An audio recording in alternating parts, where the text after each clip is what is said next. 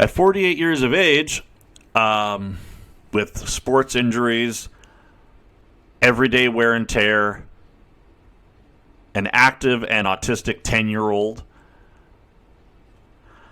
and a bout with cancer on my resume, I have some aches and pains every day. When I began seeing my chiropractor, he sent me for x-rays to see exactly what he was dealing with. And when they came back, he said, there has been some trauma in the head and neck area. And I said, yep, I could have told you that and not paid for those x-rays. When I wake up in the morning, I climb out of bed, and I frequently need my right hip to join the rest of us to start and carry on the day. And to go back to that head and neck stuff, many days I develop an inability to turn my head to the left or the right, or sometimes both.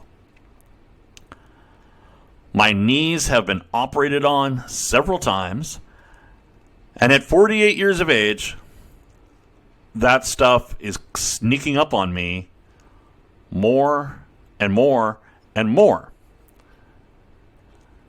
Now, I told you all of that to tell you this.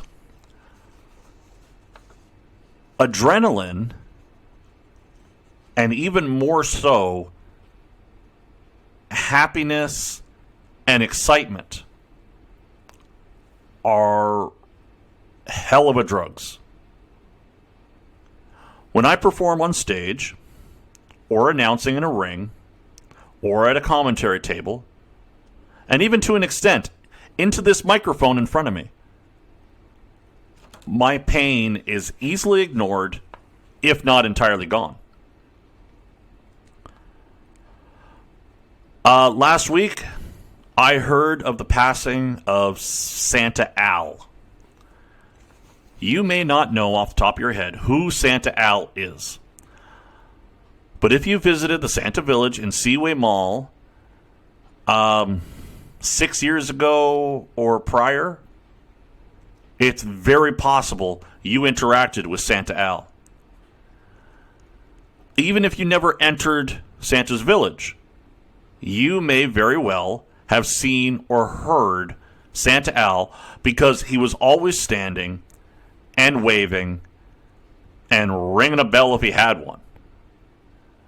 He was grabbing the attention and wishing Merry Christmas to everyone. I was lucky enough to work alongside Santa Al, being a Santa stunt double myself.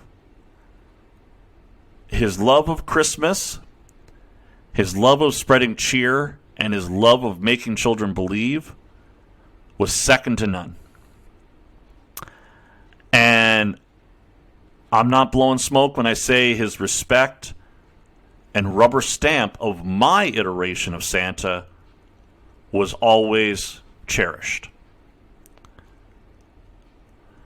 But the fact of the matter is, Santa Al was not in the best of health. The man had trouble hearing, trouble seeing, trouble walking. There were times he needed to put his hand on the shoulder of an elf so he could walk from the village to where we changed and or took our breaks. There were times that you could see him needing to catch his breath. There were times that Santa Al even dozed off on the throne. And all of it was tolerated because it was Santa Al.